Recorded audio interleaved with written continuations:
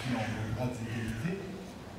Ce 80e anniversaire de la libération de Paris, comme tout le reste de ce cycle commémoratif des 80 ans, porte haut l'idée de transmission au moment où les derniers témoins disparaissent. Et les commémorations comme celle d'aujourd'hui, c'est un moment pour se retrouver, mais aussi peut-être pour réfléchir aux symboles qui nous entourent et sur lequel le souvenir s'appuie, et notamment celui qui est derrière moi, cette flamme de pierre, par exemple.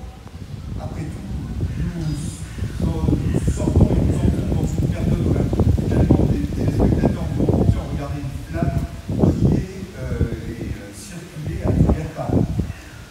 La langue française nous réserve des surprises quand on parle de flamme, puisque ça désigne aussi bien celle qui est derrière moi, la flamme du souvenir des morts qu'on a inventée pendant la Première Guerre mondiale. Pour les Français, c'est celle de l'Arc de Triomphe. La résistance, selon la formule du général de Gaulle dans son appel du 18 juin 1940. Le mal, on parle des flammes de l'enfer, et peut-être surtout à Paris, l'amour. On déclare sa flamme. La flamme peut s'éteindre dans un souffle, mais les civilisations méditerranéennes dans l'Antiquité ont montré la représentation de la permanence de la cité, le symbole de la citoyenneté. La flamme peut faire peur dans un incendie, mais elle peut rassurer dans la chaleur d'un foyer. La flamme inquiète, impressionne, mais elle peut rassurer. La flamme éclaire, mais elle brûle. Tous ces paradoxes de vocabulaire nous permettent d'entrer dans le sens profond d'une commémoration. Le passé inquiète et rassure, il éclaire et il brûle tout à la fois le présent, et c'est précisément pour cela qu'il ne faut pas le transmettre figé, glacé, statifié. Mesdames et messieurs, il n'y aurait pas de plus grande défaite intellectuelle, de plus grand aveuglement que de dire aux Français d'aujourd'hui, célébrer, il n'y a rien à voir, admirer, il n'y a pas à réfléchir, et prenez exemple, le reste suivra. Il n'y appartient pas aux historiennes et aux historiens dont je suis de tirer des leçons du passé. C'est le moment où la science s'arrête, et c'est là où votre conscience et votre liberté de citoyen commencent. Je me permets donc juste et rapidement de vous proposer 3 perspectives sur les événements d'il y a 80 ans qui peuvent, je pense, servir de matière à réflexion collective. Première perspective, c'est que la libération de Paris nous montre la politique dans ce que ce terme revêt de plus noble, mais aussi de plus risqué. En novembre 1943, le général de Gaulle apprend qu'un débarquement aura lieu sur les côtes de France, mais comprend aussi que les Alliés ne lui laisseront aucune place dans le commandement.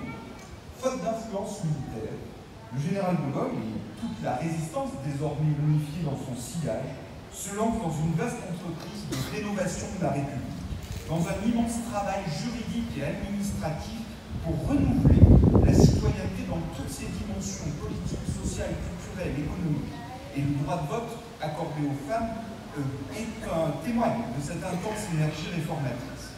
C'est donc dans la nuit de la clandestinité, dans le lointain d'un exil, que les notions de patrie, de peuple, de souveraineté et de démocratie ont été renouvelées.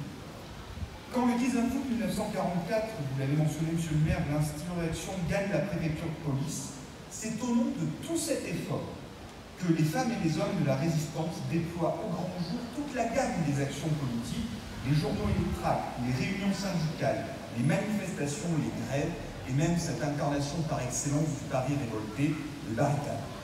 Alors que, comme vous le savez, les Alliés craignaient de perdre un temps précieux en s'aventurant dans Paris, c'est ce renouveau politique, si fort, si travaillé, si préparé, qui a permis à la résistance d'influer sur la conduite des opérations militaires.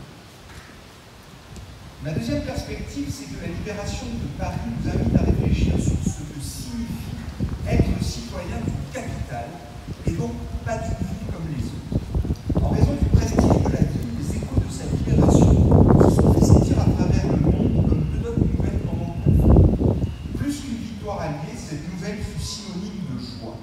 En Amérique du Sud, les journaux de l'époque en témoignent que l'on dansa dans les rues et dans toutes les grandes villes pour fêter, je cite, la liberté revenue sur le monde.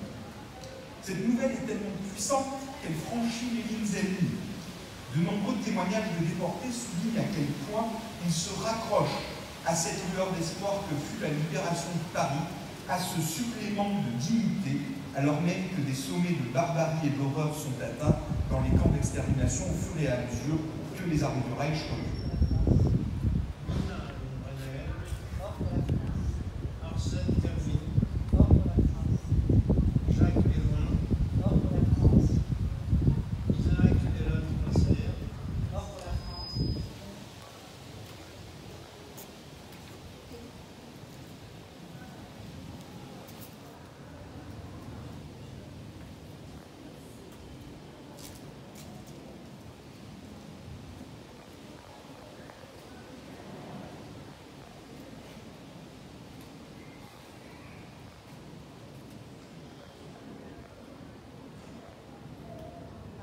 Déposé par Madame Arlette Ciotat, présidente de l'ARAC de Paris, et Madame Catherine Zazali.